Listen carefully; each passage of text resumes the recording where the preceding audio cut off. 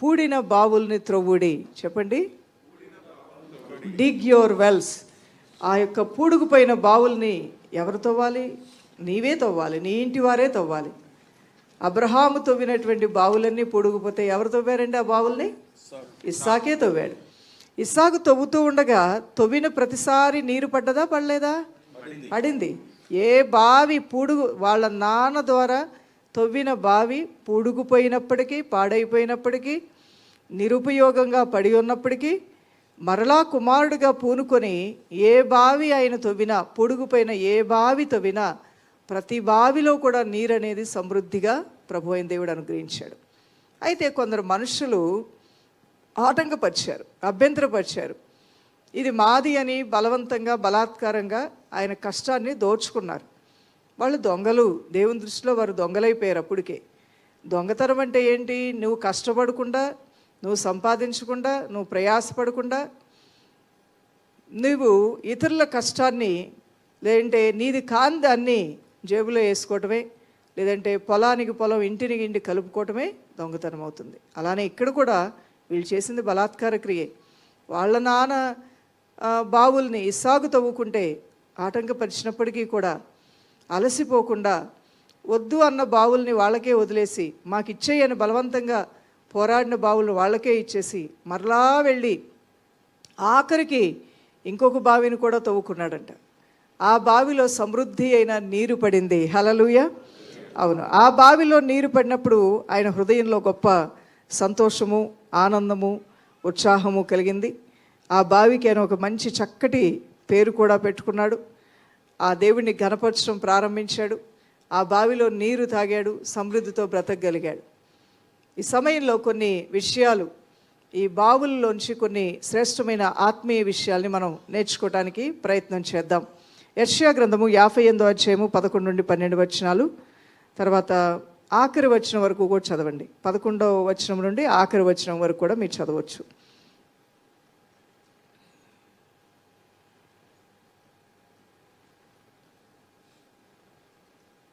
యెహోవా నిన్ను నిత్యము నడిపించును, క్షామకాలమున ఆయన నిన్ను తృప్తిపరచి నీ ఎముకలను బలపరచును. నీవు నీరు కట్టిన తోటవలెను, ఎప్పుడునూ ఉబుకుచుండు నీటి ఊటవలెను ఉండెదవు.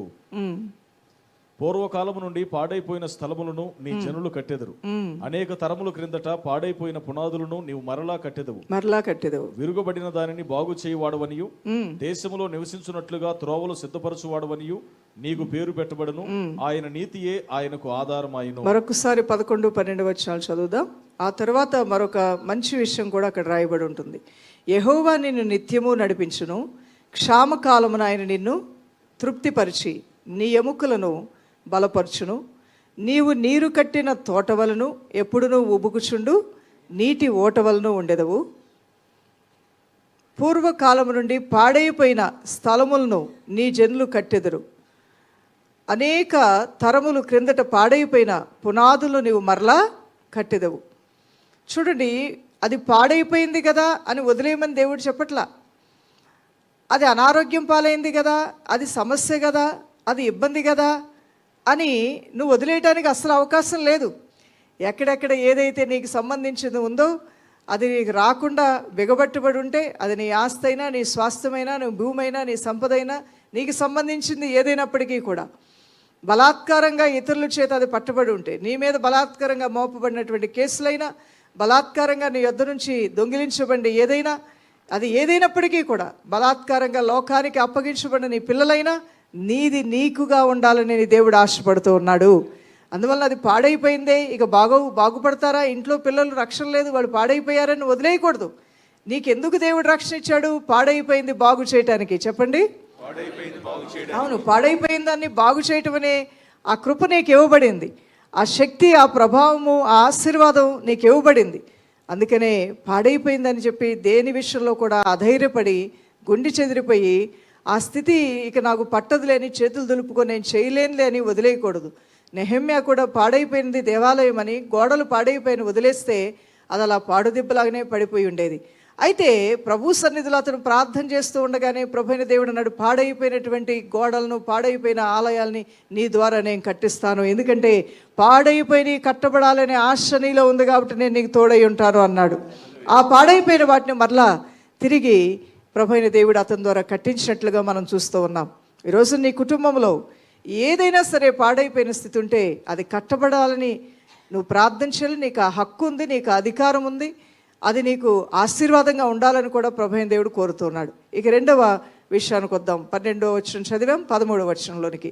ఇక్కడ మరి దేవుడు ఏర్పాటు చేసిన దినాన్ని ఘనపరిచి మనము ఆ సమయాన్ని ప్రభు పాదసంలో గడిపినట్లయితే వచ్చే ఆశీర్వాదాల కొరకు కూడా ఇక్కడ రాయబడి ఉన్నది. 13వ వచనం చదవండి. నా విశ్రాంతి దినమున వ్యాపారము చేయకుండా నాకు ప్రతిష్ఠితమైన దినమని నీవు ఊరకుండిన ఎడల విశ్రాంతి దినము మనోహరమైనదనియు యెహోవాకు ప్రతిష్ఠిత దినమనియు ఘనమైనదనియు అనుకుని దాని ఘనముగా ఆచరించిన ఎడల నీకిష్టమైన పనులు చేయకయు వ్యాపారము చేయకయు లోకవార్తలు చెప్పుకొనకయు ఉండిన ఎడల నీవు యెహోవా యందు ఆనందించెదవు. దేశము యొక్క ఉన్నత స్థలముల మీద నేను నిన్నెక్కించెదను. నీ తండ్రి అయిన యాకోబు స్వాస్థ్యమును నీ అనుభవంలో ఉంచెదను. యెహోవా సెలవిచ్చిన వాక్కు ఇదే.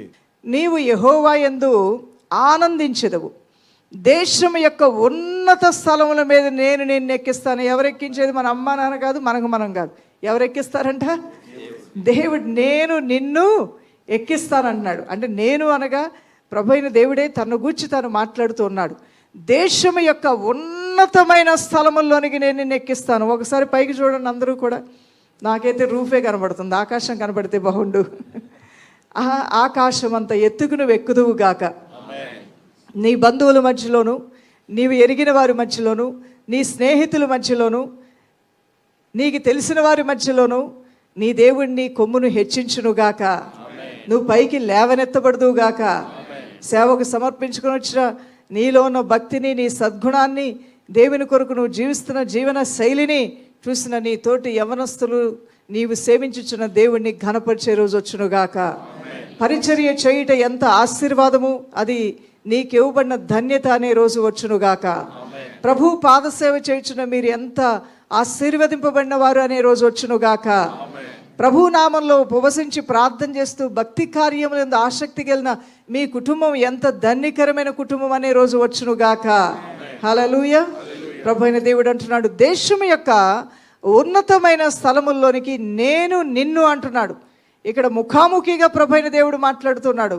ఆయన గురించి ఆయన మాట్లాడుతున్నాడు, నిన్ను గురించి కూడా మాట్లాడుతున్నాడు. ఇక్కడ థర్డ్ పర్సన్ అనే వాళ్ళు ఎవరు లేరు. నేను నిన్ను ఎక్కిస్తాను, ఇంకా ఎవరికి, సాతానికి ఎవరికి అవకాశం అని అంటున్నాడు. ఉన్నత స్థలముల మీద నేను నిన్ను ఎక్కించెదను, నీ తండ్రి అయిన యాకోబు స్వాస్థ్యమును నీ అనుభవంలో ఉంచెదను. యెహోవా సెలవిస్తున్నాడు. నీ అనుభవంలో ఆ స్వాస్థ్యము అంటే ఆయన పొందిన ఆశీర్వాదాలన్నీ కూడా అంతటితో అయిపోయాయి, అంతటితో ఆగిపోయింది. ఉజ్జీవం అంతటితో ఆగిపోయింది. వాళ్ళతోనే ప్రారంభమైంది, వాళ్ళతోనే అంతమైపోయింది. వద్దు నాయన, అది ఎవరి ద్వారా ప్రారంభమైన అంతం వరకు కొనసాగి అది దేవునితోనే ముగించబడును గాక. మనతో ప్రారంభమై మనతో ముగించడం అనేది దుర్భరం. మనతో ఏదైనా, మన ద్వారా దేవుడు ఏదైనా మేలుకరమైనది ప్రారంభిస్తే అది తరతరాల్లో కొనసాగునుగాక. అది తరతరాలు కూడా ఆ ఉజ్జీవము రగులుతూ ముందు కొనసాగునుగాక. అపోస్తలులైనటువంటి 12 మందిలో ప్రారంభమైన ఉద్యమం వాళ్ళతో ప్రారంభమై వాళ్ళతో ముగించబడలేదు, కానీ అది ఇప్పటి వరకు కూడా ఆ సువార్త ఉజ్జీవ జ్వాల మండుతూనే ఉంది, మండిస్తూనే ఉంది. దైవజనమా, ఆ పరిశుద్ధాత్మ కార్యాలని ప్రేమించే ప్రతి ఒక్కరి ద్వారా కూడా ఆ జ్వాల మండుతూనే ఉంటుంది, మండిస్తూనే ఉంటుంది, దీవెన కలుగుతుంది. ప్రభు అంటున్నాడు, ఆ యొక్క యాకోబు కాలములో అతని అనుభవంలో నేను అతనికి కలుగు చేసినటువంటి ఆశీర్వాదములు, స్వాస్థ్యము, మేలు ఏదైతే ఉందో అదంతా నీ అనుభవంలో చూసే కృప నేను నీకు ఇస్తాను అంటున్నాడు. అప్పుడెప్పుడో జరిగాయండి కార్యాలు, ఇప్పుడు జరగట్లేదనే దుర్భరస్థితి నీ జీవితంలో ఉండకూడదు. మా తాతయ్య కాలంలో, మా నాయనమ్మ కాలంలో, మా అమ్మమ్మ కాలంలో జరిగాయండి, ఇప్పుడు నా కాలంలో, నీ కాలంలో ఏంటి అని ప్రభు అడుగుతాడు. అవి జరిగిపోయిన విషయాలు, అవి జ్ఞాపకం చేసుకొని విశ్వాసాన్ని పెంచుకోవటానికి, కృతజ్ఞతలు దేవుని చెల్లించడానికి, లేదా మనం ఆనందించడానికి మాత్రమే ఉపయోగపడతాయి. మరి వాళ్ళ జీవితంలో ఉన్న అనుభవాలు వాళ్ళతోనే ఆగిపోయాయా? మా నాన్నగారు చాలా భక్తుడండి అంటారు. మరి నువ్వెందుకని ఇలా ఉన్నావు? మా నాన్నగారు సేవ చేస్తా అంటే, సేవకుడు కుమారుడు కదా అంటే, మీ నాన్నగారు అంత గొప్ప పరిచర్య చేస్తున్నారు, సమర్పణ కలిగిన వారు, నువ్వెందుకు ఒక కుమారుడుగా ఎలా ఉన్నావంటే, అది ఆయన వరకేనండి ఆ భక్తి, నాకు సంబంధించింది కాదు, నాకు అసలు ప్రార్థన చేయటం రాదు అనేవాళ్ళు లేరా? ఉన్నారు. కానీ ఈ సృష్టికర్తనే దేవుడు ఆశించేదేంటో తెలుసా? నీ బావిలో నీరు ఎప్పుడు ఉబుకుచూ ఉంటే ఆ అనుభవాలు, ఆత్మీయ అనుభవాలు కానివ్వండి, ఆశీర్వాదాలు కానివ్వండి, అన్నిటినీ నీ అనుభవంలో కూడా వాటిని కనబరుస్తూ నీ పిల్లల అనుభవంలో కూడా దేవుడు తీసుకుని వెళ్తాడు. హల్లెలూయా. అవును, 40 సంవత్సరాలు సేవా పరిచర్య అపోస్తలు, దైవదాసులు, తండ్రి గారు పీజే ఎమ్మానుయేల్ గారి ద్వారా దేవుడు కొనసాగించాడు. ఆ అనుభవంతో అక్కడ ఆగిపోయిందా? మళ్ళీ దైవదాసులు స్టీఫెన్ పాల్ గారి ద్వారా కొనసాగిందా లేదా? అది మరొక 30 సంవత్సరాలు కొనసాగింది. ఆ 30 సంవత్సరాల యొక్క పరిచర్యలో మరి ఎంతోమంది సువార్థికుల్ని, సేవకుల్ని మేము సిద్ధపరచడానికి దేవుడు కృపిచ్చాడు. ఇంకా ఆయన అధికమైన కృప దయచేస్తాడు.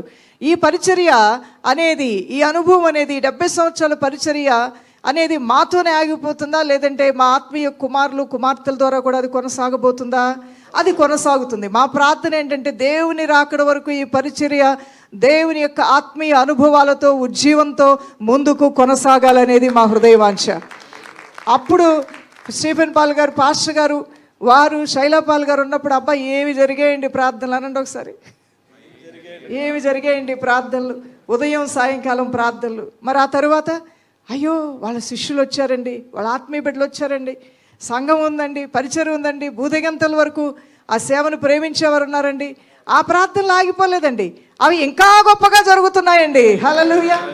ఇంకా గొప్పగా మరి సేవా కార్యక్రమాలు ప్రభు మహిమాత్మే జరుగుతున్నాయి. అదే కదండి మనందరం కోరుకోవాల్సింది. ఇంకా ఎంతకన్నా మనం కోరుకునేది ఏముంది? అలానే మరి ఇంటి వారి పరంగా వచ్చినట్లయితే ఈ సేవా పరిచర్య కార్యక్రమాలు మాతోనే కాదు, కానీ మా పిల్లల ద్వారా, మా ఆత్మీయ పిల్లల ద్వారాను, మేము కన్నబిడ్డల ద్వారా కూడా ఈ పరిచర్య కార్యక్రమాలు ఎలా ఉండాలి, ముందుకి కొనసాగాలి. షీనా పాల్ ద్వారా, షైన్ పాల్ ద్వారా నేను ఒకటే చెప్పాను వాళ్ళతో, పాస్టర్ గారు మేము మీ ఇద్దరిని తల్లి గర్భంలో ఉండగానే సేవకు సమర్పించాం. మీరు ఎప్పటికైనా దేవుని సేవలో కొనసాగవలసిన వారే. అలానే చిన్నప్పటి నుంచి వాళ్ళు మాతో అన్ని కార్యక్రమాల్లో పాల్గొంటూనే ఉన్నారు. ఆయా సమయాల్లో ప్రార్థనలో, వాక్యంలో, పాటల్లో, స్తుతుల్లో, మరి పరిచర్య కార్యక్రమాలు, వారికి వయసు తగిన రీతిగా ఆయా రీతాలుగా సేవా పరిచర్య అనుభవాలను దేవుడు నేర్పిస్తూనే వచ్చాడు. మేము చెప్పింది ఏంటంటే, మీరు చదువుకోవాలనుకుంటున్నారా చదువుకోండి. మీరు చదివిన చదువైనా, మీ జ్ఞానమైనా, మీ తలాంతైనా తిరిగి దేనికి సద్వినియోగపరచబడాలి? ప్రభు పరిచర్యకే. ఒక వయసు వచ్చేంత వరకు చదువుతారు. చదివిన తర్వాత మరి సంపూర్ణమైనటువంటి దేవుని పరిచర్య చేసే కృప మీకు కలుగునుగాక నేను ప్రార్థన చేస్తూ ఉంటాను. మా తండ్రి గారు నాతో చెప్పారు, నువ్వు ఏదో ఇంజనీర్వి, డాక్టర్వో, లేకపోతే ఇంకేదో అయిపోతే నాకు సంతోషం కాదు. నాకు అసలు ఏమీ అర్థం కాని టైంలో ఆయన నాకు చెప్పిన మాట. మరి ఏం చేయాలి అని అంటే, నువ్వు దేవుని సేవ చేస్తే నాకు సంతోషం అమ్మా, అంతకన్నా గొప్పదే ఉంది అన్నారు. ఇంకేం చెప్పబోతున్నారో సీక్రెట్ అనుకున్నాను. నీకు ఒక రహస్యం చెప్తారా అని చెప్పి తీసుకెళ్లారు. ఆయన ముఖం వెలిగిపోతుంది సూర్యబింబంలాగా. ఆయన ముఖం నిండా నవ్వే. అమ్మ నేను ఒక తీర్మానం తీసుకున్నాను అన్నారు. ఏంటి నాన్నగారంటే, నువ్వు దేవుని సేవ చేయాలమ్మా అన్నారు నా యవ్వన వయసులో. నాకైతే చాలా కోపం వచ్చింది. ఇప్పటికే నన్ను అందరూ కూడా బస్సు ఎక్కినా, బస్సు దిగినా యేసు బిడ్డ వచ్చింది. ఏ బిడ్డ వచ్చింది? యేసు బిడ్డ వచ్చింది. నన్ను చూడగానే ఎగతాళిగా అంటారు, హల్లెలూయా వచ్చిందంటారు, స్తోత్రం వచ్చిందంటారు, యేసు బిడ్డ వచ్చిందంటారు. మరి నేనైతే ఎంత సీక్రెట్గా ఉండాలనుకుంటే మా నాన్నగారు అంత పబ్లిక్ చేసేవాళ్ళు. నా బంధువుల ఇంటికి వెళ్ళేవాళ్ళు, నా ఫ్రెండ్స్ వాళ్ళ ఇంటికి వెళ్ళేవాళ్ళు. ఆయనకి పెళ్లి చేసిన పూజారి గారి ఇంటికి వెళ్ళారు. ఆయనకి చదువు చెప్పిన బడిపంతులు, ఆ బడిపంతులు చనిపోయారు. వాళ్ళ పిల్లలు స్కూల్ టీచర్లు అయితే వాళ్ళ దగ్గరికి వెళ్ళారు. ఊర్లో కానీ ఆయన తెలిసిన వాళ్ళకి కానీ ఎవరిని ఒక్కళ్ళు కూడా వదిలిపెట్టలే. ఈ సీక్రెట్ నాకు తెలియదు. నేను సీక్రెట్ దాచేద్దామంటే, ఇదిగో మీ నాన్నగారు మా ఇంటికి వచ్చారు, ఆ యేసు ప్రభు గురించి చెప్పారు, ఇదిగో నీతో ఫ్రెండ్షిప్ చేయొద్దని మా అమ్మ మా నాన్న చెప్పారు. ఏమంటే ఆ అమ్మాయి పక్కన కూర్చుంటే నిన్ను కూడా ఏం చేస్తుంది? వాళ్ళ నాన్న సువార్త చెప్పినట్టు నీకు కూడా సువార్త చెప్పేస్తారు. కాబట్టి కొంచెం అమ్మాయితో జాగ్రత్తగా ఉండంటే నాకు తల కొట్టేసినంత పనిగా ఉండేది. యవనస్తులం కదండి, అది వాళ్ళు గౌరవప్రదంగా మాట్లాడకుండా అగౌరవంగా, అమర్యాదగా మాట్లాడుతుంటే కొంచెం చిన్నపుచ్చుకున్నట్లుగా ఉంటుంది. నా తండ్రి గారు నాతో చెప్పిన మాట ఎంత సంతోషంగా చెప్పారో, ఎంత ఆనందంగా చెప్పారో, నువ్వు యేసయ్య సేవ చేయాలమ్మా అని చెప్పారు. ఈ రోజున పరలోకంలో ఉన్నారు, చూస్తూ ఉంటారు. దేవునికి మహిమ కలుగును గాక. హల్లెలూయా.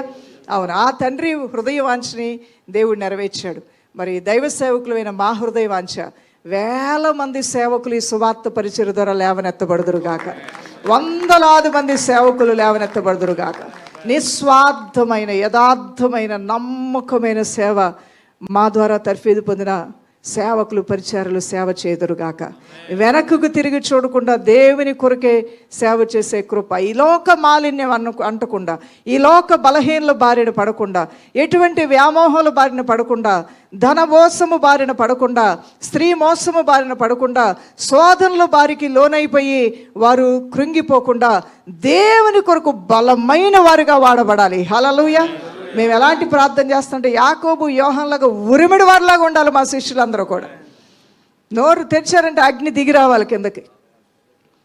ఈ యొక్క సేవా పరిచయం, ఈ సహవాసంలో ఉన్నటువంటి మీ అందరూ కూడా ప్రార్థన చేస్తుంటే ఏ మినిస్ట్రీ అమ్మా, ఏ వాక్యం వింటారమ్మా, ఎక్కడ వాక్యం విన్నారమ్మా, ఏం విశ్వాసం, ఏం ప్రార్థన, ఏమి శక్తి మీలో ఉంది, ఏదైనా జయించగలమంటున్నారు. ఒకప్పుడు మీరు ఇలా లేరే అంటే మీరు అనుకోవాలి మనసులో దేవుని కనపరిచి, ఆ తర్వాత దైవజనులు ఉపదేశం మమ్మల్ని బలపరిచిందని. దేవునికి మహిమ కలుగును గాక. ఎందుకన్నా ఏం కోరుకుంటామండి మేము మీ యొద్ద నుంచి? ప్రభు అయిన దేవుడు కూడా ఏం కోరుకుంటాడు? తన బిడ్డలు ఆత్మ జ్ఞానం కలిగి నడుచుకుంటున్నారు అనే విషయం కన్నా దేవునికి సంతోషాన్ని ఇచ్చేది మరొకటి ఏమైనా ఉంటుందా?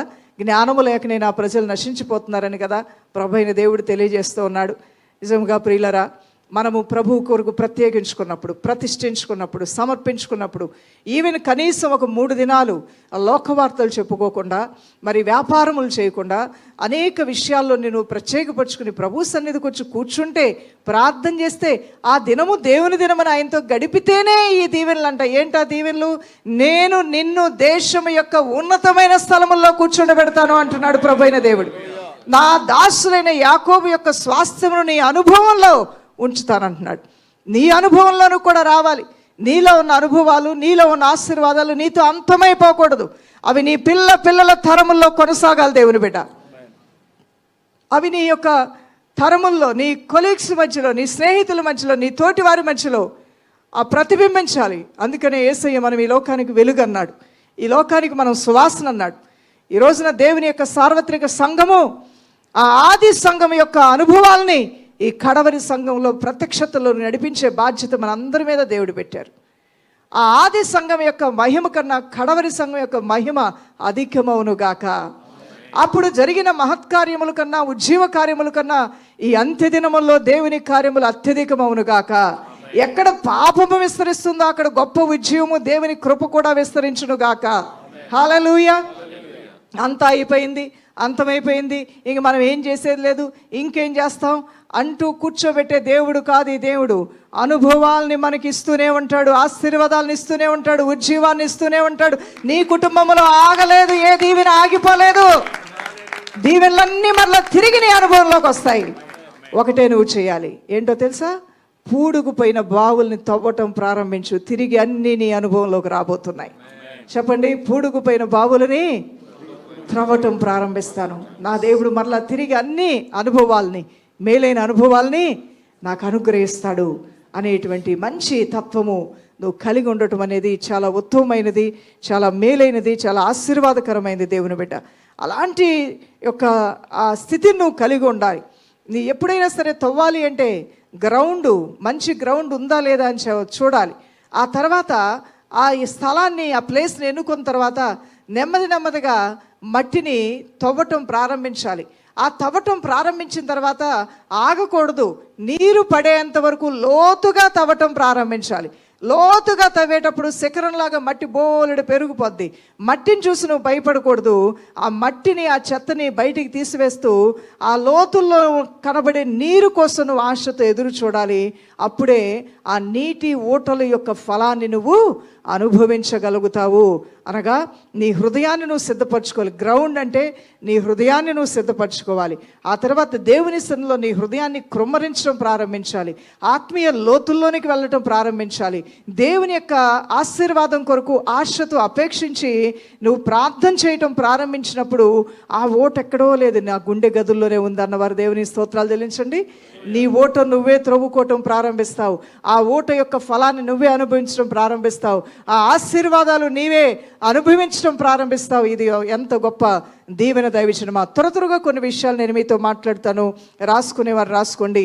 ఈ బావులు అనేవి ఎటువంటివి అనే విషయానికి వస్తే, ఈ బావులు అనేవి ఇచ్చేవి గాను, నీరు దొరికేవి గాను ఉంటాయి. బావి దగ్గరికి వెళ్తే బావి మనకి నీరుననేదే ఇస్తూ ఉంటుంది. మంచి మన దాహాన్నే తీరుస్తూ ఉంటుంది. అక్కడికి వెళ్ళినప్పుడు అది నీటిని ఇస్తుంది, నీరు దొరుకుతుంది. బావి దగ్గరికి వెళ్తే అది మన దాహాన్ని తీర్చడానికి నీరుని ఇస్తుంది, నీరు కూడా మనకి దొరుకుతుంది. సంఖ్యాకాండం 21వ అధ్యాయము 16 నుండి 17 వచనాలు.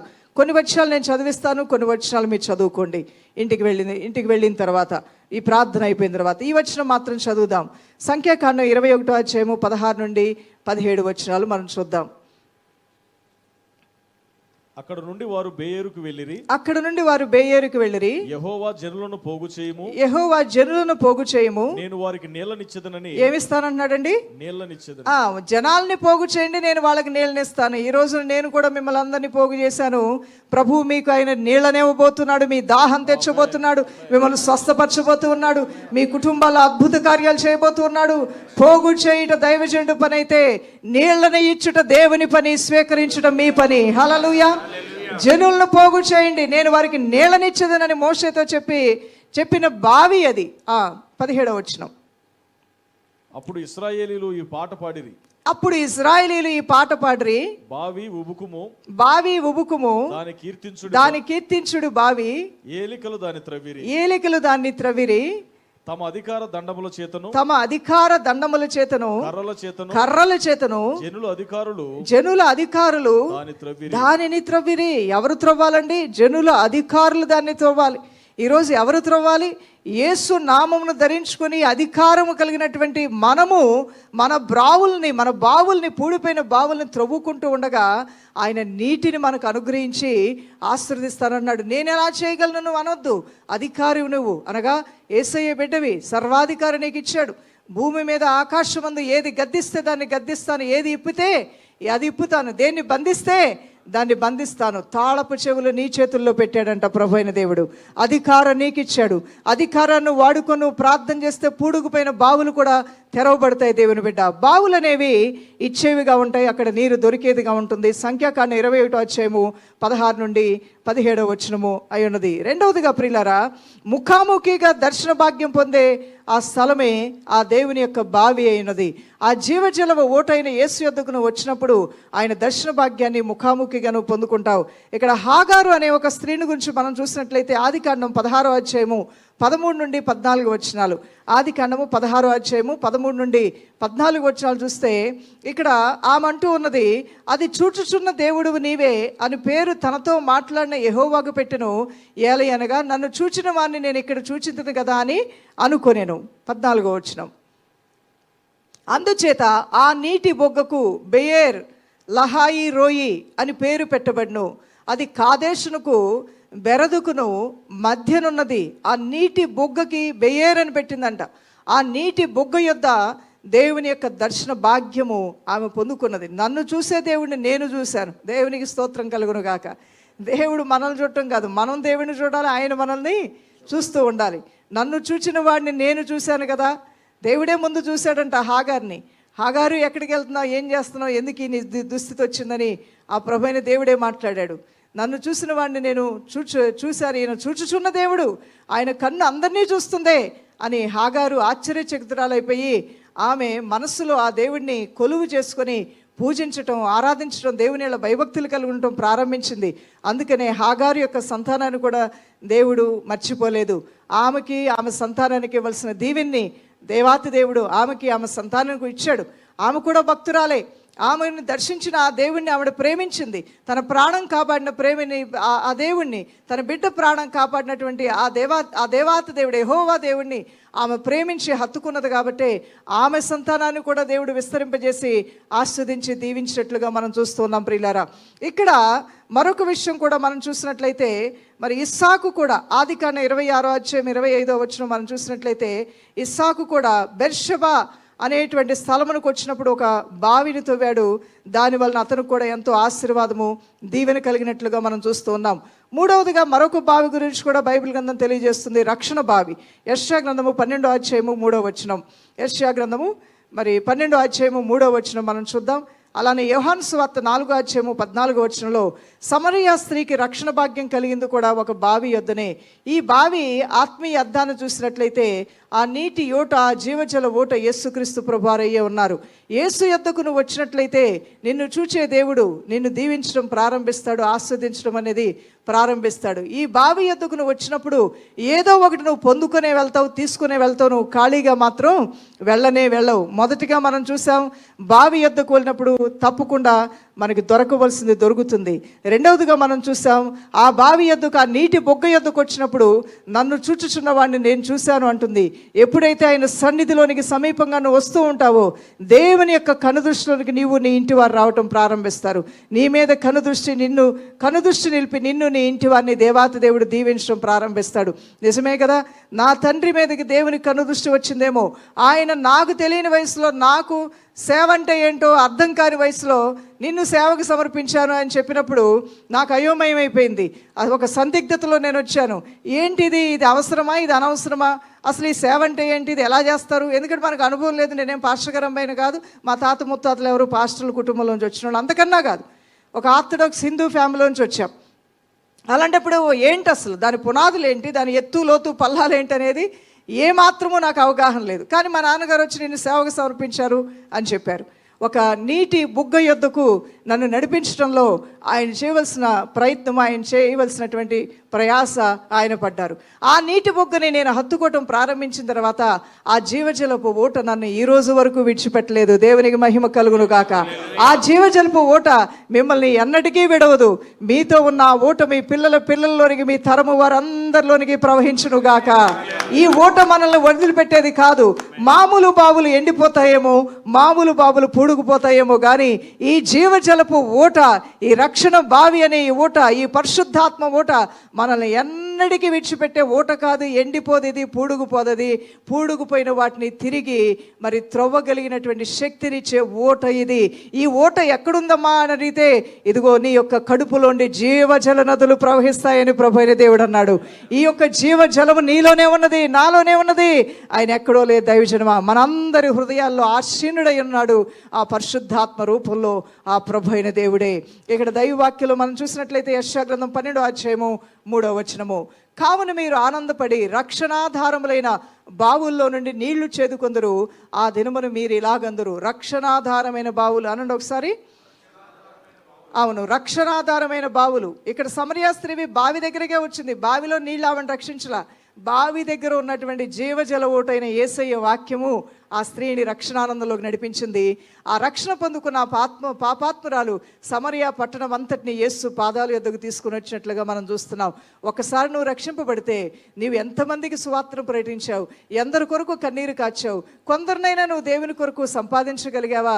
జీవితానికి ఇది ఎంత అద్భుతమైనటువంటి ఆశీర్వాదకరమైన అనుభవం దైవజనమా. సంఘానికి ప్రభు ఇచ్చిన దర్శనం అనేది ఇదే కదా. నువ్వు రక్షింపబడు, అగ్నిలోంచి లాగినట్లుగా కొందరిని రక్షణలోకి నడిపించు అనేటువంటి ఈ సువార్త ధర్మమును విడిచి ఒకరినొకరు కరుచుకుంటూ, ఒకరినొకరు తిట్టుకుంటూ, ఒకరినొకరు తోలనాడుకుంటూ, ఒకరినొకరు దూషించుకుంటూ, సేవ చేస్తున్నామని చెప్పుకుంటూ, సేవలో ఉన్న వాళ్ళని తిడుతూ, దూషిస్తూ, మన కన్నుని మనమే పొడుచుకుంటే, మనమే కరుచుకుంటే నశించిపోతామంట. ఇక్కడే కదా అపవాదికి అవకాశం కలుగుతుంది. అంటే ఎవరో కన్నుతో తీసుకొచ్చి మనల్ని పొడవనవసరంలా, మన కన్నుని మన ఏలుతోనే పొడవాలని అపవాది అనే తంత్రగాడు, వాడు కుయుక్తిపరుడు. మీకు మీరు కరుచుకుంటే పాడైపోతానన్నారు. మీకు మీరు పోట్లాడుకుంటే మీకు చెడ్డ దినాలు ఉన్నాయని ప్రభువైన దేవుడు తెలియజేశాడు. మీకు మీరే తోలనాడుకొని, శపించుకొని, క్షమించుకోనటువంటి తత్వం మీరు కలిగి ఉంటే, విభేదించేవారుగా ఉంటే, ఐక్యతను కోరుకున్నటువంటి తత్వం మీరు కలిగి ఉంటే, అక్కడ అపవాదికి మీరు అవకాశం ఇచ్చిన వారు ఉంటారు. అందువల్ల సాయంకాలం అయ్యే లోపల సమాధానపడమన్నాడు. సంఘాల్లో ఐక్యత లోపించిందా? దానికి కారణము మీ సడుగుళ్ళు, మీ గొడుగుళ్ళు, మీ యొక్క గొడవలు, మీ కొట్లాటలు, మీ పిల్ల చేష్టలు, మీ యొక్క స్వలాభంతో కూడినటువంటి పిచ్చి చేష్టలన్నీ తీసుకొచ్చి దేవుని ఇంట్లోకి తీసుకొచ్చి, దేవుని ఇంటిని వ్యాపార గృహముగానో, లోకంతో నింపబడిన గృహముగానో, లేకపోతే మరి ఇంకేదో గొడవలు పెట్టుకునే ఇల్లుగా తయారు చేస్తారు. అట్టి వానికి శ్రమ దైవజనమా. అంటే భయము విడిచి నువ్వు ప్రవర్తిస్తున్నావు కదా, దిక్కుమాలిన వాడివైపోతావు, దిక్కుమాలిన దానివైపోతావు. అది నీకు శ్రమ. అట్టి స్థితిలోనికి ఏ ఒక్కరు వెళ్ళకూడదు. యేసును అప్పగించేవాడు పుట్టకుండా ఉంటేనే ఏమన్నాడు దేవుడు, పుట్టిన వానికి శ్రమ. నిజంగానే ఆ శ్రమకు లోనైపోయాడు కదా యోధ. శిష్యుల్లో ఒక శిష్యుడు కాదా, దొంగ అయిపోయాడు. సువార్త చేయరా బాబు అంటే దొంగతనం ఎట్ట చేయాలా అని నేర్చుకున్నాడు, కానుకలు ఎలా దొంగలించాలా అని నేర్చుకున్నాడు, కష్టపడకుండా డబ్బును ఎలా దోచుకొని సుఖపడాలా అనేది నేర్చుకున్నాడు. వాడు నేర్చుకుంది అది. ఎలీషా దగ్గర ఉన్నటువంటి అతని పేరేంటి? గేహజీ. సువార్త నేను ఏలియా దగ్గర కూర్చొని ఆ ఆత్మ రెండంతల అభిషేకం పొందుకోవటం, ఆ దర్శనం, ఆ సువార్త ఉద్యమం, ఆ మంట, ఆ అగ్ని, ఆ అభిషేకం ఎలా పొందుకోవాలని నేర్చుకున్నాను నేను. నువ్వు కూడా నా దగ్గర అదే నేర్చుకో. ఏలియాకి తగ్గ శిష్యుడు ఎలీషా అయితే ఎలీషాకి తగ్గ శిష్యుడు గేహజీ అంటారని చెప్తే, ఈ గేహజీ మనసు ధనం వెంట వెళ్ళిందంట. ఆయన గేహజీ దగ్గర సేవకుడని ఎలీషా దగ్గరే ఉన్నాడు, కానీ గేహజీ మనసు మాత్రం ఎక్కడికో వెళ్ళిపోయింది. యేసుతో ఉన్న నీ మనసు ఎక్కడికి వెళ్ళిపోయింది? సేవలో ఉన్న నీ మనసు ఎక్కడికి వెళ్ళిపోయింది? అదే కదా అసలైన మోసంలో పడిపోట. బిడ్డా, ఇప్పటికే అపవాది నిన్ను లాగి ఈడ్చివేస్తుందేమో, ఆయా రకమైనటువంటి సుఖభోగాలకు నువ్వు మరిగావేమో. జాగ్రత్త. నువ్వు మత్తులో ఉన్నప్పుడు వాడు వచ్చి నీ మీద పడి నాశనం చేస్తాడు. ఈ యొక్క మత్తులోనికి ఏ ఒక్కరు ఉండకూడదు, వెళ్ళకూడదు. ఎప్పుడు నీ బావులు పూడిపోకూడదు, ఎప్పుడు నీ బావులు ఊటతో నింపబడి ఉండాలి. హల్లెలూయా. ఈ జీవజలపు ఊట యొద్దకు సమరయ స్త్రీ రాగానే ఈ జీవం ఆమెలోకి కూడా వెళ్ళింది. ఆమెలో ఉన్న జీవం ఊరినే మండించింది. మనము మండుతూ ఇతరులను మండించేవారుగా ఉండుటకు దేవుడు మనకు కృప దయచేయును గాక. ఇంకను మనం చూసినట్లయితే ఇది ఒక రక్షణ బావి మాత్రమే కాదు. మరొకటి మనం చూస్తే నాలుగోదిగా, ఈ యొక్క రక్షణ బావి అనగా దేవుడు మనకిచ్చినటువంటి ఆశీర్వాదం అనేది ఏదైనా మన జీవితంలో చేయగలిగిన సామర్థ్యం కలిగినటువంటిది. అది పూడుకుపోయిన వాటిని కూడా మనలో బాగు చేయగలిగినటువంటిది.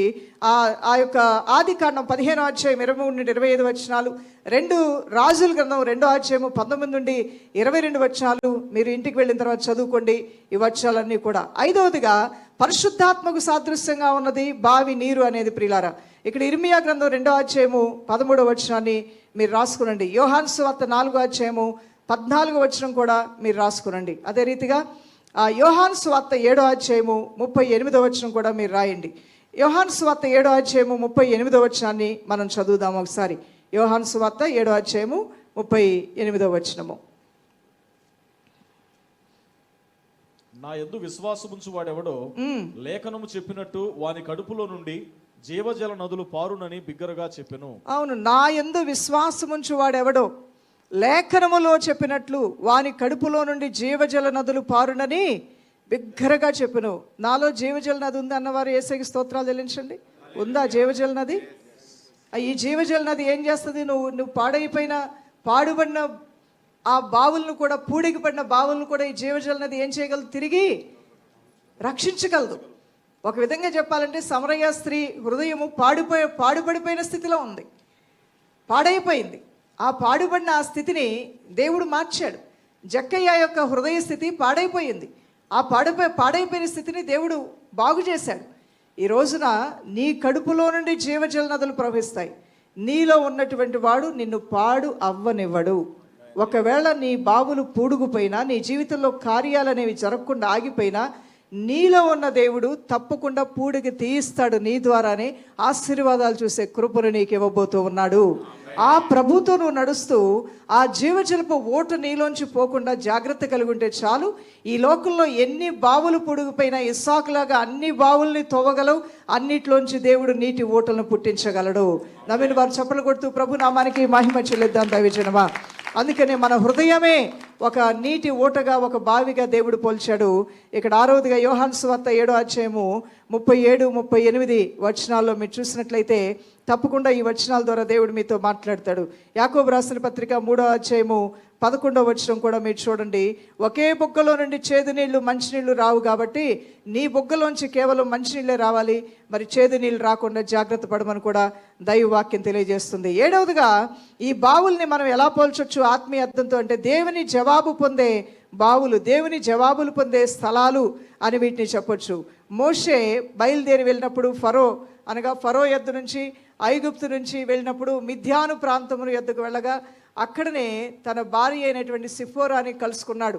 ఆ బావి యొద్దనే ప్రభువైన దేవుడు అతన్ని దర్శించినట్లుగా మనం చూస్తూ ఉన్నాం. అక్కడ ఆయన వివాహం ద్వారా స్థిరపరచబడి గొప్ప కార్యము అతని జీవితంలో తర్వాత అగ్ని పొద యొక్క అనుభవాన్ని కూడా పొందుకున్నట్లుగా మనం చూస్తూ ఉన్నాం. అదే రీతిగా ఇస్సాకు కోసం మరి భార్యను చూడటానికి ఎలియాజరు వెళ్ళినప్పుడు ఇస్సాకు భార్య కూడా ఎక్కడ కనబడిందండి? ఆ బావి దగ్గరే కనబడినట్లుగా మనం చూస్తున్నాం. బావి దగ్గర నీరు చేదుతూ ఆమె కనబడింది. అక్కడే ఇస్సాకు యొక్క జీవిత భాగస్వామి కూడా స్థిరపరచబడినట్లుగా, మరి అతని వివాహ జీవితానికి ఒక మంచి పునాది పడినట్లుగా మనం చూస్తున్నాం. ఇప్పుడు యమనస్తులు బావులు ఎత్తుక్కుంటూ వెళ్ళకండి అక్కడికి. ఆ మామూలు బావుల దగ్గర ఏమీ దొరకదు. జీవజల ఓట అయిన యేసు అనే బావి దగ్గరకు వచ్చినప్పుడు ఏకాంగులు సంసారులుగా కట్టబడతారు. మూయబడిన గర్భాలు తెరవబడతాయి. పాడైపోయిన స్థితి బాగుపడుతుంది. నిర్జీవ స్థితిలో జీవం కలుగుతుంది. దేవునామానికి మహిమ కలుగును గాక. ఈ బావి జీవజలపు ఊట అనేది యేసుక్రీస్తు ప్రభువారిని గూర్చి సాదృశ్యంగానే తెలియజేయబడుతుంది. ఆ నీరు అనేది పరిశుద్ధాత్మకి సాదృశ్యంగానే తెలియజేయబడుతుంది. ప్రియులారా, మరొక వచనాన్ని మనం చదువుకుందాం. ద్వితీయోపదేశకాండము 6వ అధ్యాయము 11, 12, 13 వచనాలు కూడా చూద్దాం. ద్వితీయోపదేశకాండము 6వ అధ్యాయము 11, 12, 13 వచనాలు కూడా మనం చూద్దాం. నీవు నింపని మంచి ద్రవ్యముల చేత నింపబడిన ఇండ్లను, నీవు నింపని మంచి ద్రవ్యముల చేత నింపబడిన ఇండ్లను, నీవు త్రవ్వకపోయినను త్రవ్వబడిన బావులను, చూడండి ఇక్కడ, నీవు త్రవ్వకపోయినను త్రవ్వబడిన బావులను, నీవు నాటని ద్రాక్ష తోటలను, నీవు నాటని ద్రాక్ష తోటలను, ఒలీవల తోటలను నీకిచ్చిన తరువాత అంటే దేవుడు ఏమేమి ఇవ్వాలనుకుంటున్నాడు మనకి? నింపని మంచి ద్రవ్యము చేత నింపబడిన ఇండ్లను. అంటే నువ్వు అదొక కళ, నీకు ఒక డ్రీమ్. ఏదైనా ఒక ఇల్లు కలిగి ఉండాలి. అది పెద్ద ఇల్లా, అది చిన్న ఇల్లా, లేదంటే ఏమి ఇల్లు అని కదా. ఏమీ లేని వాడికి ఒక ఇల్లు ఉంటే చాలు అనుకుంటాడు, అవునా కాదా? అది ఎలాంటి ఇల్లు, ఎలా ఉండాలి అనే ఊహల్లోకి వెళ్ళటానికి ముందుగా ఒక ఇల్లు ఉండాలి, ఒక 2 బెడ్రూమ్లు ఉండాలి, ఒక హాల్ ఉండాలి, ఆ విధంగా ఒక వంటగది ఉండాలి. ఈ మాత్రపు ఆలోచన అయినా ఉంటుంది. ఈ మాత్రపు ఆలోచన ఉన్న ఈ వ్యక్తికి ఇరుకుగా ఉంటే 3 గదుల ఇల్లు ఉండాలి, తర్వాత ఒక హాల్ ఉండాలి అనే ఆలోచన అతను కలిగి ఉంటాడు. 3 గదుల ఇల్లు గురించి. 3 గదుల ఇల్లు కలిగిన వారికి 5గురు పిల్లలుండి అది కొంచెం ఇరుకుగా ఉంటే, మరి పైన కింద ఇల్లు, పైన కింద కూడా డూప్లెక్స్ లాగా కట్టుకుంటే రేపు పెళ్ళి లేనప్పుడు కొడుకులు, కోడళ్ళు, కూతుర్లు, అల్లులకి అందరికీ బాగుంటుందేమో అని ఆలోచన చేయగలుగుతాడు. అసలు ఏ ఇల్లు లేనివాడు ఏమనుకుంటాడు? నాకు ఇల్లుంటే బాగుండు అనుకుంటాడు. కానీ ప్రభువైన దేవుడు ఏమంటున్నాడు తెలుసా? ఎలాంటి ఇల్లులను ఇస్తాడంట, ఎలాంటి ఆశీర్వాదాలు ఇస్తాడో, ఎలాంటి దీవెనలు ఇస్తాడో కూడా ముందుగానే చెప్పేస్తా ఉన్నాడు. ఏ దీవెనలు మన కొరకు దేవుడు దాచించాడో ఈ జీవగ్రంథం ముందుగానే మనకి చెప్పేసింది. ఇక మనకు ప్రశ్నలు ఎందుకండి? అన్ని జవాబులే. చెప్పండి, అన్ని జవాబులే. నువ్వు ఇలా చేస్తే ఈ బ్లెస్సింగ్, ఈ ఆశీర్వాదం నీకు వస్తుందని ప్రశ్న జవాబు అన్నీ పరిశుద్ధమైన బైబిల్ గ్రంథంలో స్పష్టంగా రాయబడి ఉన్నాయి. అందుకని నేను చాలామంది నా వయసులో నేనున్న ఆ టైంలో అక్కడ ప్రవచనాలు అంటూ పరుగులు తెస్తూ ఉండేవాళ్ళు. వాళ్ళు కొంతమంది నేను గమనించాను. మారు మనసు అనుభవం లేదు, చాలా పిచ్చి చేష్టలు, పిల్ల చేష్టలు, ఆ తర్వాత సరైన విధానంలో జీవితాన్ని నడిపించుకోవడానికి అశ్రద్ధ కలిగినటువంటి స్థితి. కానీ ప్రవక్త వచ్చాడంటే మాత్రం ఎంత భక్తి వచ్చేస్తో వీళ్ళందరూ తెల్లటి డ్రెస్సులు వేసుకొని చక్కగా దేవదూతల్లాగా తయారయ్యి వెళ్ళిపోయేవాళ్ళు. ఎక్కడికి వెళ్తున్నారో అర్థమయ్యేది కాదు. ఇప్పుడు దాకా ఒక డ్రెస్లో ఉండేవాళ్ళు, ఇప్పుడు ఏంటి తెల్ల డ్రెస్సులు వేసుకొని ఒకరోజే 100 రోజుల భక్తి అంతా ఒకరోజే వచ్చినట్టు వీళ్ళ కళ్ళల్లో కనబడుతుంది ఏంటా అని అయోమయంతో ఉండేదాన్ని. ఒకరోజు వీళ్ళు వెళ్తూ నన్ను పిలిచారు. అప్పుడే నాకు అర్థమైంది. నువ్వు కూడా వైట్ డ్రెస్ వేసుకో ఉంటే అన్నారు. ఎందుకు అన్నాను. ప్రవక్త వచ్చాడు, పక్క వీధిలో ఉన్నాడు, మేమందరం వెళ్తున్నాం, నిన్ను కూడా తీసుకెళ్తాం అన్నారు. నేను ఆ రోజున అన్నాను, ప్రవక్త దగ్గరకు వస్తే ఏం చెప్తారు? ప్రవక్త దేవుని ఆత్మ ప్రేరేపణతో ప్రవచనం చెప్తాడు. నీ భవిష్యత్తు ఎలా ఉండబోతుంది, నువ్వేమవ్వబోతున్నావు, నీకేం జరగబోతుంది అన్నీ వాళ్ళు చెప్తారు. అన్నప్పుడు వయసు చిన్నదైనప్పటికీ కూడా దేవుని జ్ఞానం మరి బాగా పనిచేసిందేమో.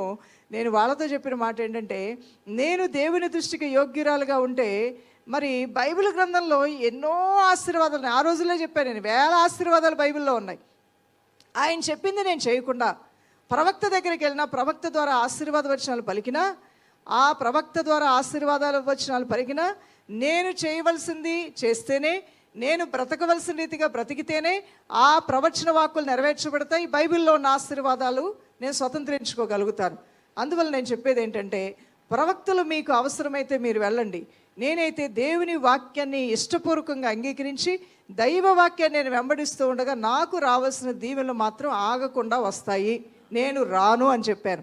వాళ్ళు నన్ను ఒక వెర్రిదానిలాగా, పిచ్చిదానిలాగా చూసి వెళ్ళి వచ్చారు. వచ్చిన తర్వాత ఒక్కొక్కరు ఒక్కొక్క రకంగా చెప్పుకున్నా, నేను అమెరికా వెళ్తానంట, నేను ఆస్ట్రేలియా వెళ్తానంట, నాకు వచ్చే సంవత్సరం పెళ్ళి అవుతుందంట, ఫలానా వ్యక్తితో మ్యారేజ్ అవుతుందంట, నా ఇంటికి ఈ దీవెనలంట, ఆ దీవెనలు, అన్ని దీవెనల గురించి చెప్పుకున్నారు తప్ప నా బతుకు బాగుపడితేనే కదా దేవుడు దీవెన ఇస్తాడు అనే మాట నా స్నేహితుల్లో నేను చూడలేకపోయాను. అది చూసినప్పుడు నాకు చాలా దుఃఖం కలిగింది. దైవజనమా, ప్రవక్త నోటు నుంచి నీకు ప్రవచన వాక్కు నువ్వు విన్నా వినకపోయినా, వింటేనే నీకు ఆశీర్వాదం వస్తుందా? వినకపోయినా సరే వాక్యానుసారంగా నువ్వు జీవిస్తే నీకు ఆశీర్వాదాలు వస్తాయా రావా? వస్తాయా రావా? తప్పకుండా ఆశీర్వాదాలు, దీవెనలు వస్తాయి. ఏ వ్యక్తి అయినా సరే వాక్యానుసారంగా దేవుని యొక్క భయభక్తులు కలిగి జీవిస్తే నువ్వు ఏం చేస్తే ఏం ఆశీర్వాదాలు వస్తాయి అనేది స్పష్టంగా రాయబడి ఉంటుంది. ఇక నీ స్వబుద్ధిని ఆధారం చేసుకోకుండా దేవుని మాటలు నమ్ముకున్నట్లయితే నీ మార్గాలను సరళపరుస్తానని ప్రభువైన దేవుడు సెలవిచ్చాడు. అలానే నీ దశమ భాగం ఇచ్చినప్పుడు ఆకాశపు వాకిళ్ళు తెచ్చి పట్టజాలనంత దీవెనలు ఇస్తానన్నాడు. అంటే అక్కడ బ్లెస్సింగ్ కనబడుతుందా లేదా? నువ్వు ఇది చేస్తే ఈ దీవెన అనేది కనిపిస్తుందా లేదండి? ఉంది. ఇప్పుడైనా మీరు ఉపవాసం ఉండి ప్రార్థన చేసిన యెడల పురుగులు తినివేసిన పంటను నేను నీకు ఇస్తాను, అణచి కుదించి దిగజాడినట్లుగా మిమ్మల్ని ఆశీర్వదిస్తానని దేవుడు చెప్పాడా లేదా? ఇప్పుడైనా ఉపవాసం అంటే మనందరం ఏ ప్రార్థనలో ఉన్నాం ఈ రోజున? అంటే ఉపవాస ప్రార్థన చేసే వాళ్ళకి ఆశీర్వాదాలు ఆల్రెడీ ఎదురు చూస్తున్నాయా లేదా? ఎదురు చూస్తున్నాయి. ఆల్రెడీ అవి ప్రారంభమైపోయాయి. అవును ప్రియులారా, పురుగులు తినేసిన పంటను నేను నీకు ఇచ్చేస్తాను. నువ్వు ఇంతవరకు ఏడుస్తూ బాధపడుతూ వచ్చావు కదా, ఆ బాధలు ఆ వేదనలు నిన్ను పట్టి మరణ పర్యంతానికి గురి చేసిన తెగుళ్ళన్నింటినీ నేను తరిమేస్తాను. నీ వ్యాధులన్నీ నీ మధ్య నుంచి, నీ రోగాలన్నీ నీ మధ్య నుంచి తీసేస్తా. నీ పిల్లల్ని నేను దీవిస్తాను, నీ దుక్కుటెత్తుల మందలను నేను దీవిస్తాను, నీ గొర్రె మేకల మందలను నేను దీవిస్తాను, నీ చేతి పనుల కష్టాయిత నేను దీవిస్తాను, నీకు లాభప్రాప్తిని నేను నీకు ఇస్తాను. నువ్వు ఒక విషయంలో యోచన చేయగా ఆ యోచనని నేను స్థిరపరుస్తాను, నీ ప్రయత్నాలను సఫలపరుస్తాను. ఆహా, ఎన్ని ఆశీర్వాదాలు, లెక్కలేనన్ని దీవెనలు, లెక్కలేనన్ని ఆశీర్వాదాలు. ఇలా నువ్వు ఉపవాసంలో ప్రార్థనలో ఉంటూ ఉంటే ఎన్నెన్నో ఆశీర్వాదాలు, ఎన్నెన్నో దీవెనలు నీ కొరకు ఎదురు చూస్తున్నాయి. ఆ వచనాన్ని మనం చదువుదాం. 5 నిమిషాల్లో నేను ముగించబోతున్నాను. నీవు నింపని మంచి ద్రవ్యముల చేత నింపబడిన ఇండ్లను, నీవు త్రవ్వకపోయినను త్రవ్వబడిన బావులను, నీవు నాటని ద్రాక్ష తోటలను, ఒలీవ తోటలను నీకిచ్చిన తరువాత ఏమంటున్నాడండి ప్రభువైన దేవుడు? ఏమేమి ఇవ్వాలనుకుంటున్నాడు? తోటలు ఇవ్వాలనుకుంటున్నాడు అంటే నీకు ఒలీవ తోటలు, ద్రాక్ష తోటలు. హైదరాబాద్లోనే ఉంటాయి అనుకోండి ద్రాక్ష తోటలు. మరి మీ ఇంటికి కూడా ద్రాక్ష తోట వచ్చుడు కాక. ఆయనే నిజమైన ద్రాక్షవల్లి, మనం ద్రాక్ష తీగలం. ఎక్కడుంది ద్రాక్ష తోట అంటే నీ ఇంట్లోనే ఉంది ఆ తోట. ఆ ద్రాక్ష చెట్టు నీ ఇంట్లోనే ఉంది. యేసు ప్రభువారే ఆ ద్రాక్ష తోట అయి ఉన్నారు. హల్లెలూయా. నేను నిజమైన ద్రాక్షవల్లిని, మీరు ద్రాక్ష తీగలు. నేను మీలోనూ మీరు నాలోనూ ఉంటే మీ సంతోషం పరిపూర్ణమైనట్లు ఏదైనా అడుగుడే ఇస్తాను. నాలో ఉండువాడు బహుగా ఫలిస్తాడు. నాకు వేరుగా ఉండి ఎవరు కూడా, నాకు వేరై ఉండి ఎవరు ఫలించరని ప్రభువైన దేవుడు అన్నాడు. ద్రాక్ష తోటలంట, ఒలీవ తోటలంట, మీరు తవ్వకపోయినా నేనే తవ్వేసి మీ కొరకు బావులు ఇస్తాను. మీరు ఇల్లు కట్టకపోయినా కట్టి నీళ్లు మీకు ఇస్తాను, దానిలో మీరు నివాసం చేస్తారు. అన్నీ ఇచ్చిన తరువాత ఇప్పుడుంది అసలైన విషయం. అన్నీ ఇచ్చిన తరువాత చదువుదాం ఏం జరుగుతుందో. ఒలీవ తోటలు నీకు ఇచ్చిన తరువాత నీవు తిని తృప్తి పొందినప్పుడు, 12వ వచనం,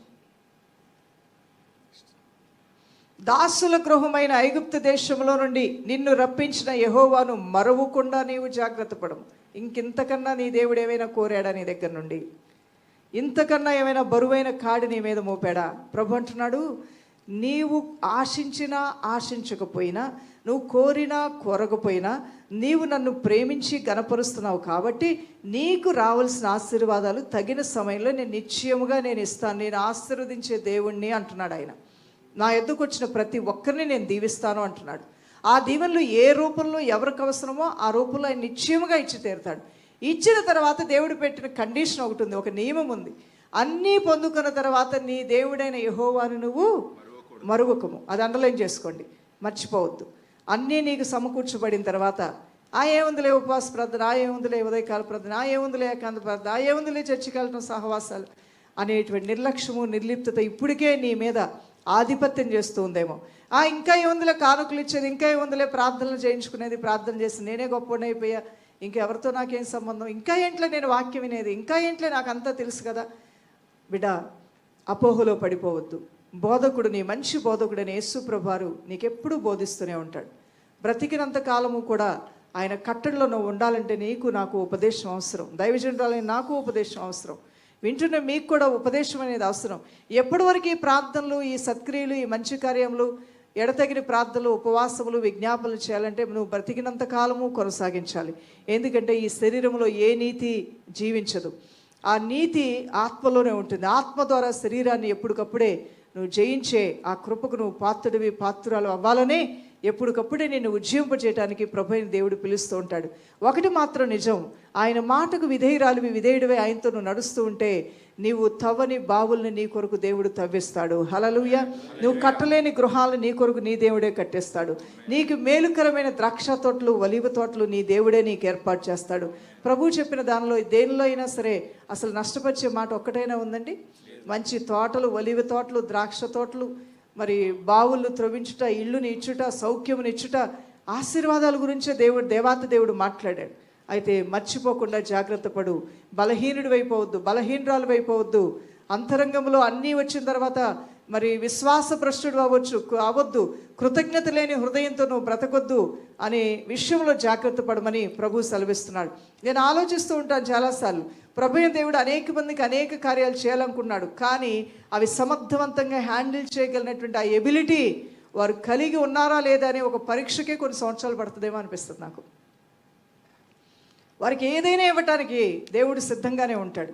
ఇచ్చిన తర్వాత భ్రష్టత్వంలోకి వెళ్తారేమో, ఇంకా ఆ విషయంలో మీరు సిద్ధపడలేదేమో అని వారిని సిద్ధపరచడానికి, వారిని ప్రిపేర్ చేయడానికి, వారిని ఆ దీవెనలు పొందుకునే అర్హత సంపాదించడానికి చాలా టైం పడుతుందేమో అనిపిస్తుంది. ఎందుకంటే అనేకమైన సార్లు మనుషులు మతి తప్పి ప్రవర్తిస్తూ ఉన్నారు. ఈరోజున్న మనస్తత్వం రేపు ఉండట్లా. ఈరోజు మాట ఇచ్చిన వాడే రేపు మాట తప్పుతున్నాడు.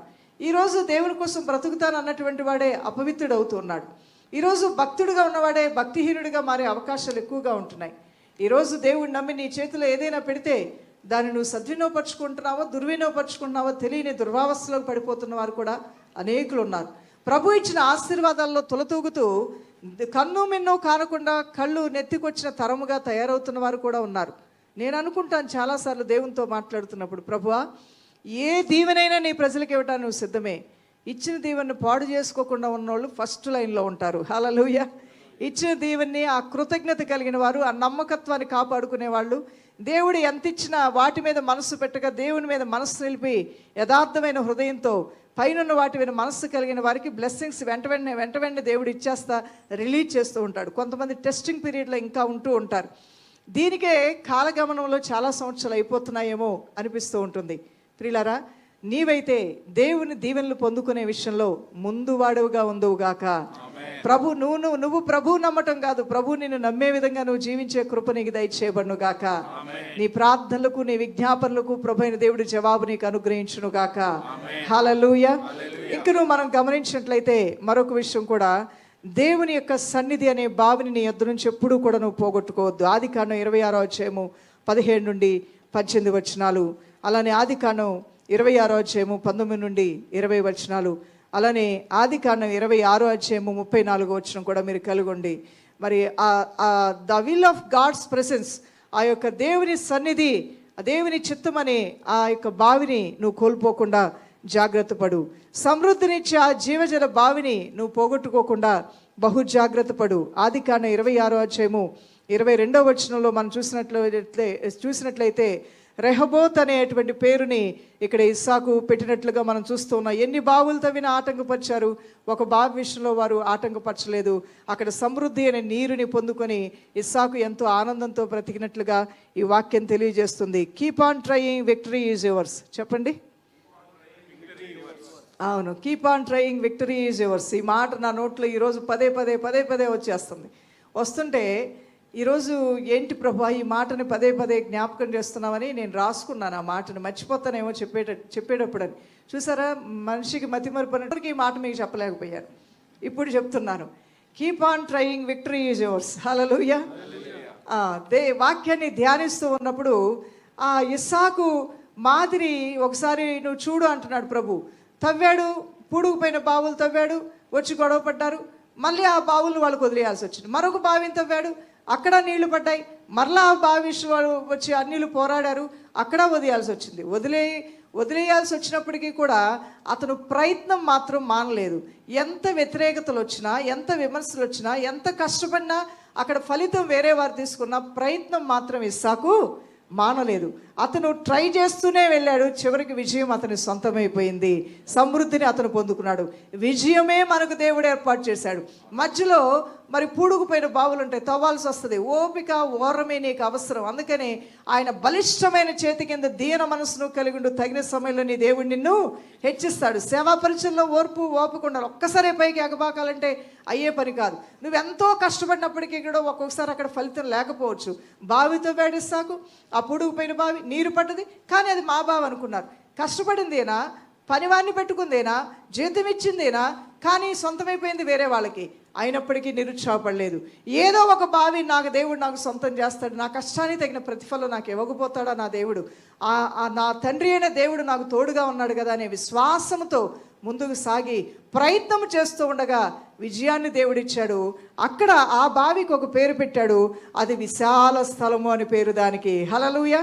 అవును, ఇరుకులో నుంచి విశాలతలోనికి నా దేవుడు నడిపించాడు కదా అని ఆ బావి పేరు విశాల స్థలము అని దానికి ఒక పేరు పెట్టుకొని ఆ నీటి బుగ్గల యొద్ద ఆ నీటి జలముల ద్వారా తన యొక్క పొలములు పండించుకుంటూ నూరంతలుగా ఫలించడం ప్రారంభించాడు ఇస్సాకు. దేవుని స్తోత్రం కలుగును గాక. అందువల్లనే keep on trying, victory is yours. మరొకసారి చెప్పండి పక్కన ఉన్న వాళ్ళకి, ఎవరిదండి విక్టరీ? అవును, ఎందుకంటే ఈ బావి వాగ్దాన బావి. చెప్పండి అండి, వాగ్దానం ఇచ్చిన వాడు నెరవేర్చేవాడు, వాగ్దానం ఇచ్చేవాడు నెరవేరుస్తాడు. ఆ పాట ఏదో ఒకటి ఉంది కదా, జ్ఞాపకం వస్తుంది, ఆ పాట పాడదాం. ఆ పాటని, వాగ్దానం ఇచ్చేవాడు ఏం చేస్తాడంట, నెరవేరుస్తాడంట. ఈ వచనాలు రాసుకోండి. 26వ అధ్యాయము ఆదికాండం 23 నుండి 24వ వచనం వరకు కూడా అబ్రహాముకు దేవుడు వాగ్దానం ఇచ్చి వాగ్దానాన్ని నెరవేర్చాడు. ఈ బావి మామూలు బావి కాదు, ఈ జీవజల ఓట మామూలు జీవజల ఓట కాదు. ఈ రోజున పరిశుద్ధాత్మ నది మామూలు నది కాదు. నీ జీవితంలో పూడుకుపోయిన వాటిని కూడా తిరిగి అది మరలా పునర్నిర్మించగలిగిన ఆ బావి జీవాన్ని నిర్జీవ స్థితి నుంచి బయటికి రప్పించి మరి జీవాన్ని ఇవ్వగలిగినటువంటి బావి, పాడైపోయిన స్థితిని బాగు చేయగలిగిన బావి, ఆ బావే యేసుక్రీస్తు ప్రభువారై ఉన్నారు. హల్లెలూయా. అవును, ఈ వచనాలు చదువుదామా? ఆదికాండం 26వ అధ్యాయం 23 నుండి 24 వచనాలు. అక్కడ నుండి అతడు బెయేర్షెబాకు వెళ్ళెను. ఆ రాత్రియే యెహోవా అతనికి ప్రత్యక్షమై నేను నీ తండ్రి అయిన అబ్రహాము దేవుడును, నేను నీకు తోడై ఉన్నాను గనుక భయపడకుము, నేను నీకు తోడై ఉన్నాను కాబట్టి భయపడకుము, నా దాసుడైన అబ్రహామును బట్టి నిన్ను ఆశీర్వదించి నీ సంతానమును విస్తరింపజేసేదనని చెప్పెను. నీ సంతానాన్ని విస్తరింపజేస్తా. మల్టిపుల్ బ్లెస్సింగ్స్ అంటాను కదా, మల్టిప్లై అంటే ఏంటి? విస్తరణ. చెప్పాలండి, మల్టిపుల్ బ్లెస్సింగ్స్ అంటే ఏంటి? విస్తరిస్తాయి. ఆశీర్వాదాలు కుదించుకుపోవు, ఆశీర్వాదాలు కొరతగా ఉండవు, చాలినట్లుగా ఉండవు. ఉపవాస ప్రార్థనలో ఆశీర్వాదాలు విస్తరించునుగాక. అవును, నేను నీ తండ్రిని తోడైనట్లుగా నిన్ను కూడా మల్టిప్లై చేస్తాను అన్నాడు ప్రభు. అంటే విస్తరింపజేస్తాను, నీ సంతానాన్ని ఏం చేస్తానన్నాడు అక్కడ కింద వచనంలో, విస్తరింపజేస్తాను. మరి అండ్ మల్టిప్లై దై seed for my servant Abraham sake అంటున్నాడు ప్రభు. అంటే మల్టిప్లై అని ఉంటుంది. నేను ఇంగ్లీష్లో చెప్తున్నా ఊరికే మల్టిపుల్ బ్లెస్సింగ్స్ అని. విస్తరణ, మల్టిప్లికేషన్ అంటే ఏంటండి? విస్తరించుట. ఆ విస్తరణ నువ్వు ఒక్క దగ్గరే ఉండవు, కానీ అన్ని విషయాల్లో ఆర్థికంగా, ఆరోగ్యంగా, కుటుంబ పరంగా, ఆస్తి పరంగా, డబ్బు పరముగా, ఆత్మీయ పరంగా అన్ని విషయాల్లో దేవుడు ప్రజలైన మీరు విస్తరించుదురుగాక. ఈ వాగ్దాన బావి యొద్దకు మీరు వచ్చి ఉండగా విస్తరణ మీకు కలుగును గాక. ఈ పరిశుద్ధ వాక్కులు పరిశుద్ధాత్ముడు మీ హృదయంలో స్థిరపరచును గాక. ఈ కీర్తన పాడుచు దేవాతి దేవుడి నామాన్ని ఘనపరుద్దాం. అందరూ సంతోషంగా ఉన్నామన్న వారు దేవుని స్తోత్రాలు చెల్లించండి. మరి ఒకసారి మీ గుండెలు మేము చేయబెట్టుకోండి. దేవా, ఈ జీవజల ఓటు నాలోనే ఉన్నావు, ఈ బావి నీవే నాయనా.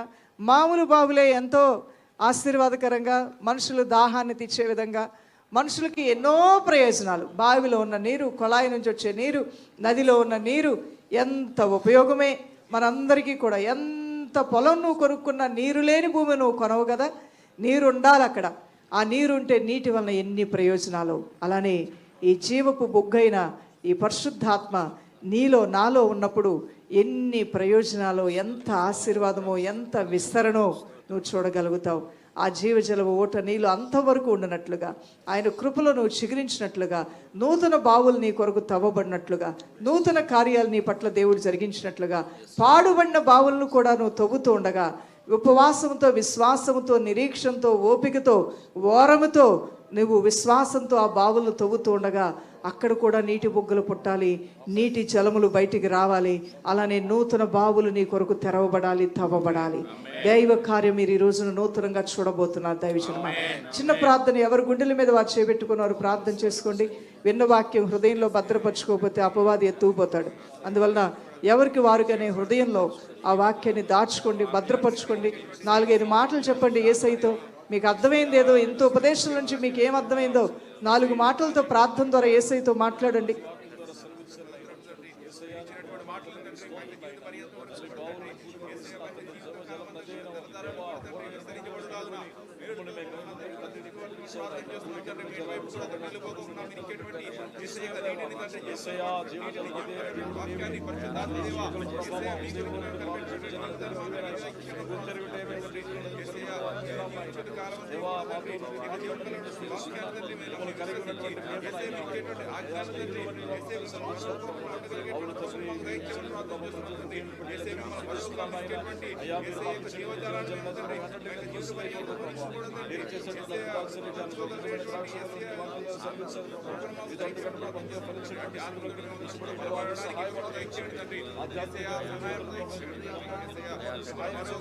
నేల ఖాళీగా ఉంది అనుకోవద్దు దేవుని బిడ్డ, శూన్యముగా ఉంది అనుకోవద్దు, ఏ కార్యము జరగలేదని అనుకోవద్దు.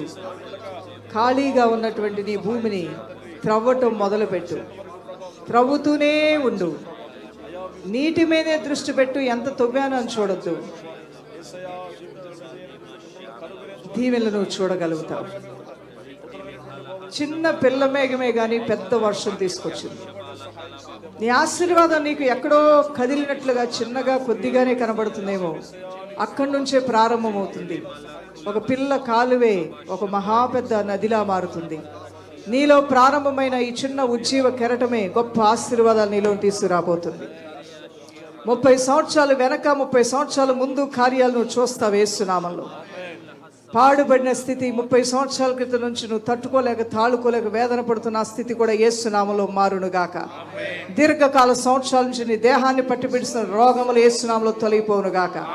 నీ కుటుంబంలో దీర్ఘకాలం నుంచి ఆగిపోయిన కార్యములన్నీ యేసు నామములో తిరిగి ప్రారంభమవునుగాక. మహిమగల కార్యములు నువ్వు చూచుదువుగాక.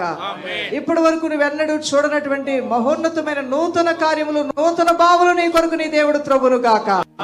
ఆ విస్తారమైన బావుల్లో ఉన్నటువంటి ఆశీర్వాదములు స్వతంత్రించుకుందువు గాక. హల్లెలూయా, హల్లెలూయా.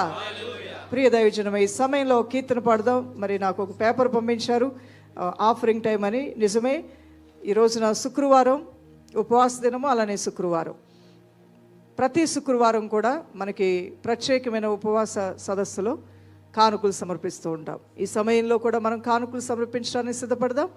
మీ హృదయంలో, మీ అంతరంగంలో ప్రేరేపించబడిన వారు మరి కానుకలు సమర్పించే ఈ సమయాన్ని సద్వినియోగపరచుకోండి. దీనిలో ఏ బలవంతు